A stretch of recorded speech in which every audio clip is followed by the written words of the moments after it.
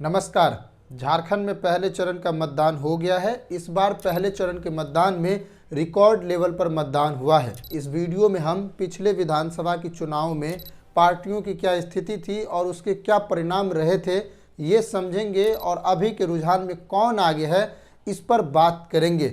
देखेंगे कि क्या कहते हैं आंकड़े और अभी तक क्या बात सामने आई है। अभी तक हुए झारखंड विधानसभा चुनाव में सबसे ज़्यादा मतदान इसी बार हुआ है। लगभग 66.48% का आंकड़ा है इस बार के मतदान का। झारखंड के लोगों में मतदान को लेकर यह उत्साह वाकई लोकतंत्र की शक्ति को मजबूत कर रही है। साल 2005 झारखंड विधानसभा चुनाव में 57% वोटिंग हुई थी। इस चुनाव में किसी भी पार्टी को बहुमत नहीं मिली थी और 5 साल में 4 सरकारें बनी और गिरी थी और यहाँ तक कि एक बार राष्ट्रपति शासन भी लगा था। लोगों ने इतने कम मतदान किया कि किसी भी पार्टी को बहुमत ही नहीं मिल पाया। हमें इस बात को याद रखना चाहिए कि झारखंड उन राज्यों में से है जहां लोगों में गरीबी, बच्चों में शिक्षा और परंपरागत आदिवासियों में चुनाव और देश की राजनीति से दूर दूर तक समझ नहीं है। उन्हें कोई मतलब नहीं कि झारखंड के राजधानी और दिल्ली में क्या हो रहा है। झारखंड के गांव उन गांवों में शुमार है जहां बिजली, पानी, घर और सड़क जैसी सुविधाओं का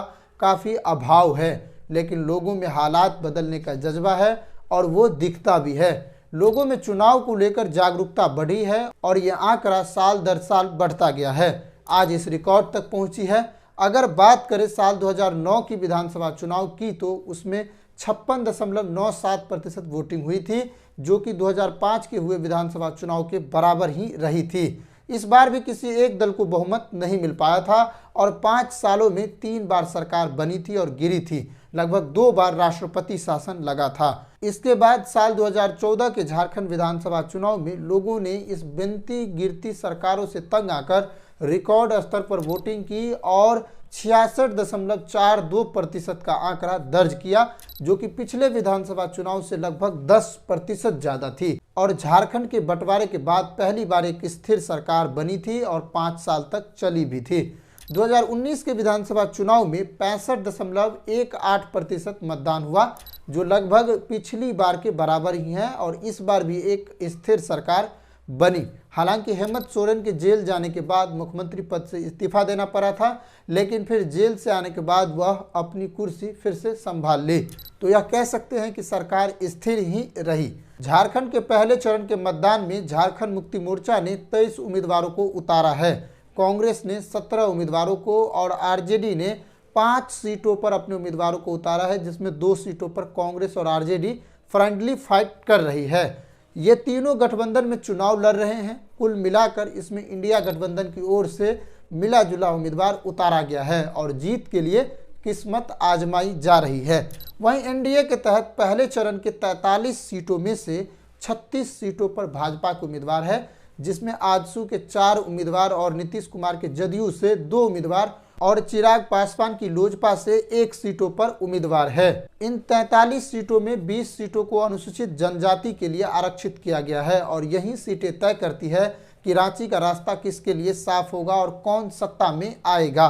पहले चरण के हुए मतदान में जिसको बढ़त मिलेगी वह सरकार का रास्ता साफ कर लेगी और इन चुनाव में अगर पिछली बार के विधानसभा चुनाव की स्थिति को देखें तो इन सीटों पर झारखंड मुक्ति मोर्चा सबसे ज़्यादा सीटें जीती थी। इसके बाद भाजपा को सबसे ज़्यादा सीटें मिली थी और वह दूसरे नंबर पर थी। लेकिन इस बार याद रखना चाहिए कि इन आदिवासियों के बीच जो चंपई सोरेन एक नेता थे वो भी भाजपा के साथ है और ये चुनावी नतीजे इस बार बदल सकते हैं। पिछले विधानसभा चुनाव में इन 43 सीटों में से झारखंड मुक्ति मोर्चा को 17 सीटें और कांग्रेस को 8 सीटों पर जीत मिली थी।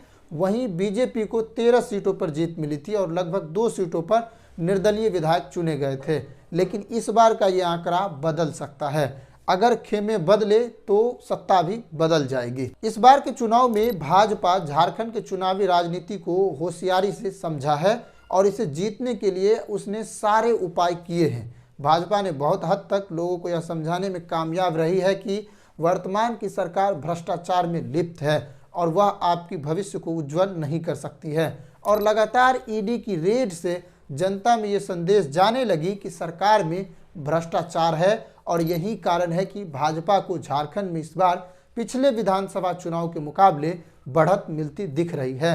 हालांकि भाजपा ने जिन चीज़ों को मुद्दा बनाया वह मीडिया में तो सुर्खी ज़्यादा बटोरी, लेकिन धरातल पर उसकी स्थिति ज़्यादा मजबूत नहीं दिखी। इसका असर भी जनता पर पड़ा है। जैसे घुसपैठ का मुद्दा और बटेंगे तो कटेंगे वाले मुद्दे भी झारखंड में उतने तरीके से हावी नहीं हो पाई। भाजपा की भ्रष्टाचार वाली आरोप हेमंत सोरेन सरकार को भारी पड़ रहा है। वहीं इंडिया गठबंधन को स्थानीय मुद्दों को लेकर की गई बात उन्हें सफलता दिलवा रही है। जिस रिकॉर्ड स्तर पर मतदान हुई है, इससे यह अनुमान लगाया जा सकता है कि इस बार जनता एक अलग अंदाज में है। अभी तक के रुझानों में ऐसा लग रहा है कि बीजेपी आगे चल रही है, उनकी झारखंड में सरकार बन सकती है।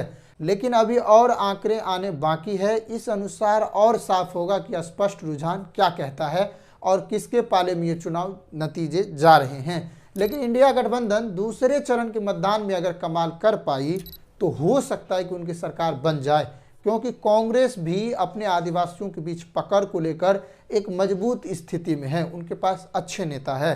कांग्रेस के आला कमान ने झारखंड विधानसभा चुनाव जीतने के लिए अपनी पूरी ताकत लगा दी है। हेमंत सोरेन ने इस चुनाव को जीतने के लिए अपनी सारी दांवपेच लगा दी है और वो जनता के बीच अपनी बात को रखने में लगातार सफल हो रहे हैं और वो लोगों को बता रहे हैं। इंडिया गठबंधन की ओर से सीएम के उम्मीदवार भी हेमंत सोरेन ही हैं। वहीं भाजपा ने भी इस चुनाव में जीतने के लिए पूरी ताकत लगाई है, चाहे ईडी की रेड हो, चाहे अमित शाह की रैली हो, पीएम मोदी की रैली, यहाँ तक कि योगी आदित्यनाथ का भाषण।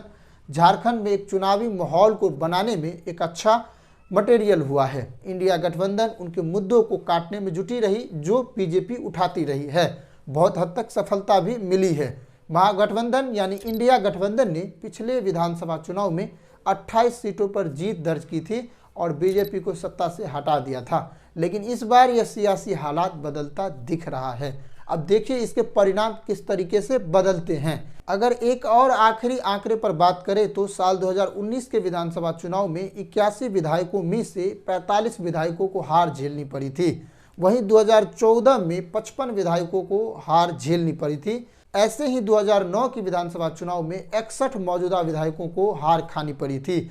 यह झारखंड का मूड है कि वह अपने विधायकों को बदलने में देरी नहीं लगाती है और नतीजे तुरंत बदल देते हैं। अगर पिछली बार की तरह इंडिया गठबंधन इस बार भी 43 सीटों में कम से कम 25 से 30 सीटें जीतती है तो इंडिया गठबंधन अपनी सरकार बना सकती है और उनकी सरकार बन सकती है। अगर भाजपा इतनी सीट लाने में काबिल हो जाती है तो राज्य में भाजपा की सरकार आ सकती है और ये नतीजे चौंकाने वाले हो सकते हैं। लेकिन देखना होगा कि ये नतीजे किस तरीके से एक दूसरे को प्रभावित कर पाती है। पूरी तरह से अभी साफ नहीं हो पाई है। झारखंड विधानसभा चुनाव को लेकर हमने जितने आंकड़े इकट्ठे किए थे उन सभी पर हमने बात किया है और हमने समझाने की कोशिश की है कि झारखंड का मूड समय समय के साथ बदलता रहा है और लोगों में इसको लेकर एक अलग रुझान दिख रहा है। और इस साल की दिशा किस ओर बढ़ रही है यह आपको भी देखना पड़ेगा और आप भी हमें बता सकते हैं। इस बार की जनता झारखंड की सत्ता पर किसको बैठाती है यह देखना होगा। कौन जीतती है, किसके मुद्दे ज़्यादा काम कर पाती है यह देखना होगा। तब तक आप हमारे साथ जुड़े रहिए और देखते रहिए सान इंडिया। मिलते हैं अगले अपडेट के साथ। नमस्कार, जय हिंद।